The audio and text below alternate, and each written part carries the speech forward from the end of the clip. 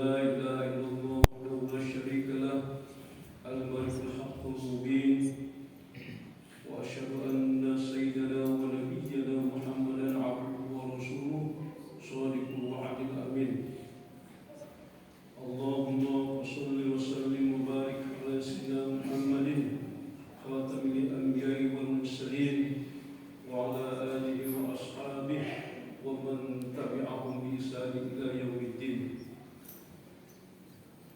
أما بعد فيا عباد الله أوصيكم ونفسي بتقوى الله وطاعته لعلكم تفلحون اتقوا الله حق تقاته ولا تموتن إلا وأنتم مسلمون وقال عز من قائل رجال لا تلهيهم تجارة ولا بيع عن ذكر الله وإقام الصلاة وإيتاء الزكاة يخافون يوما تتقلب فيه القلوب والأبصار. Hadirin kaum muslimin rahimahullah.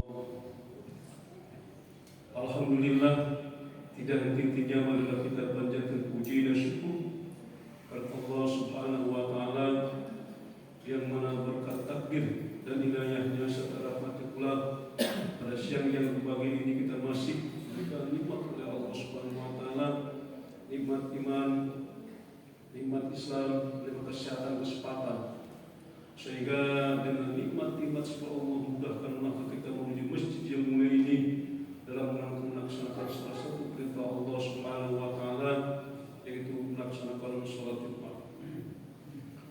Semoga salawat dan salam tercurahkan kepada junjungan kita Nabi besar Muhammad sallallahu alaihi wasallam beserta para keluarganya, para sahabatnya dan para umatnya. Mudah-mudahan termasuk kita yang hadir sekarang ini. Amin ya Allah ya rabbal alamin.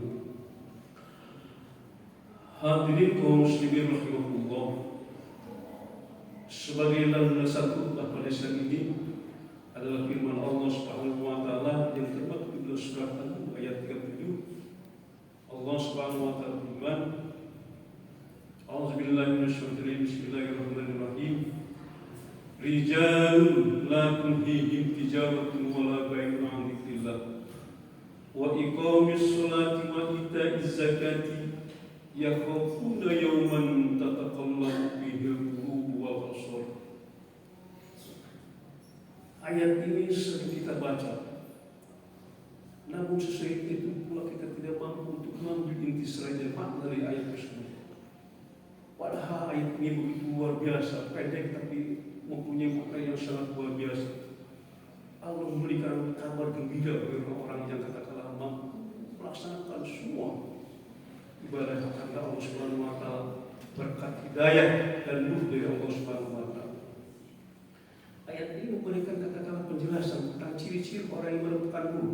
Karena di dalam surat An-Nur, orang-orang yang diberikan nur hidayah oleh Allah Subhanahu wa taala. Yang pertama, rijalun la tulhihim tijaratun wa la bai'un 'an dzikrillah. Laki-laki yang tidak disibukkan oleh urusan jual beli dan perniagaan dari mengingat Allah Subhanahu wa taala. Sesibuk apapun urusan yang dihadapinya terkait urusan duniawi, perdagangan, perniagaan, apapun, ia tidak lupa selalu zikir kepada Allah Subhanahu wa taala.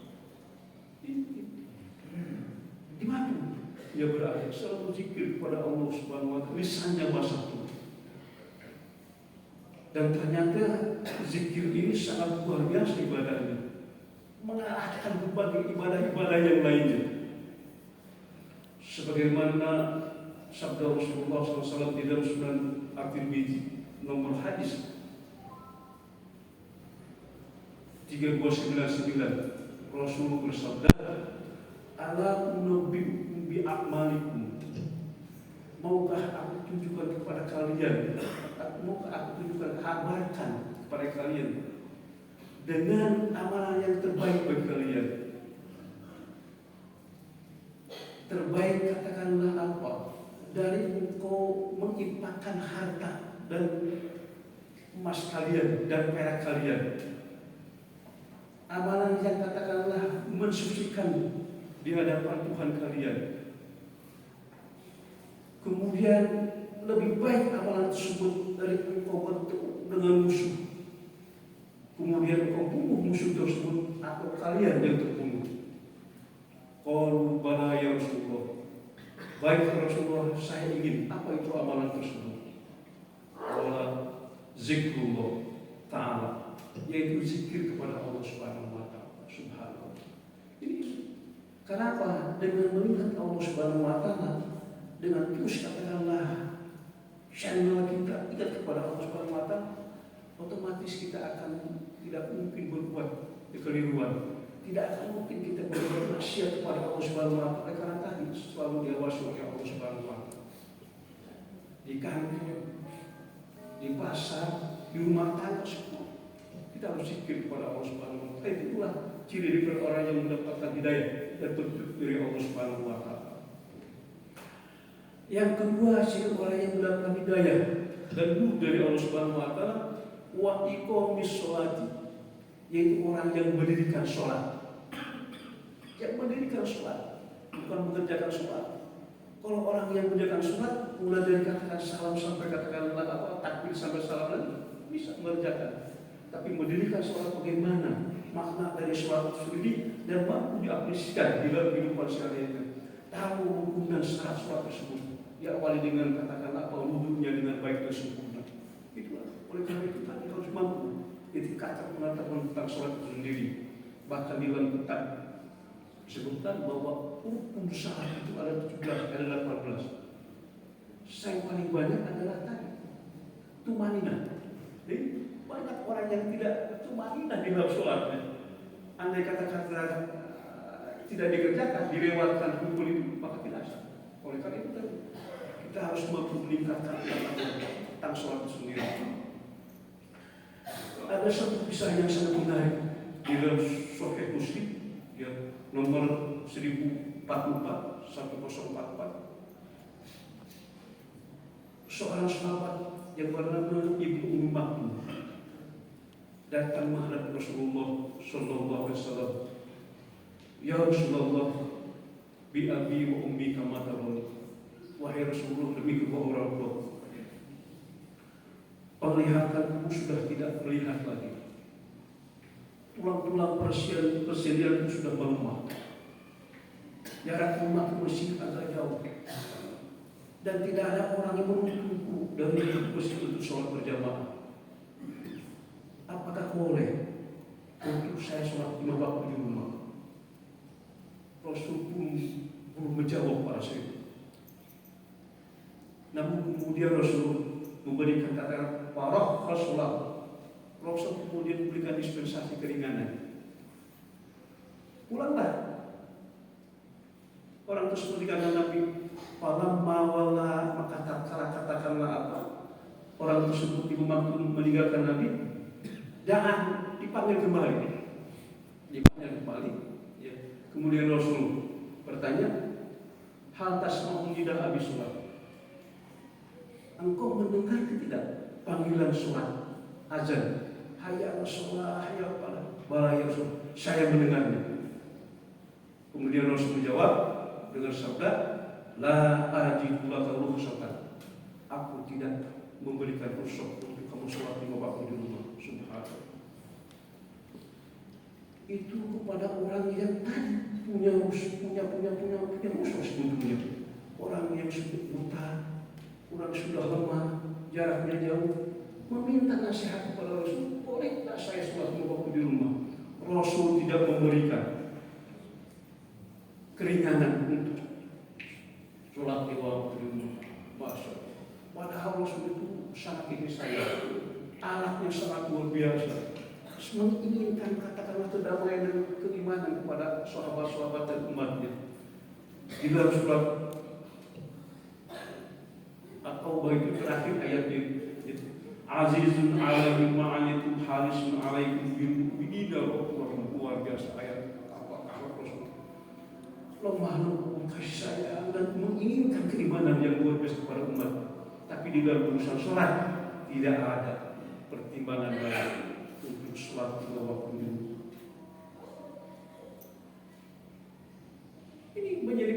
pelajaran bagi kita. Bagaimana dengan kondisi kita yang sekarang ini? Allah berikan kesempurnaan yang sangat luar biasa. Mata masih melihat, kenikmatan sehat terus diberikan. Rezeki itu semakin kepada kita. Bahkan masjid itu dekat dengan kita. Dan katakanlah panggilan sholat datang, kita tidak datang. Alasan apa lagi yang ingin disampaikan oleh Allah Subhanahu Wa Taala? Orang buta saja tidak berkan bosok oleh Nabi. Ini menjadi persoalan penting bagi kita. Oleh karena itu tadi, orang yang zikir terus kepada Allah, begitu mendengarkan azan, buru-buru meninggalkan kesibukan urusan dunia. Cari sumber suara tersebut ada di mana adanya? Tidak ada di rumah, tidak ada sumber suara tersebut di rumah atau di pasar atau di kantor, tapi ada di rumah Allah Subhanahu Wa Taala, yaitu masjid.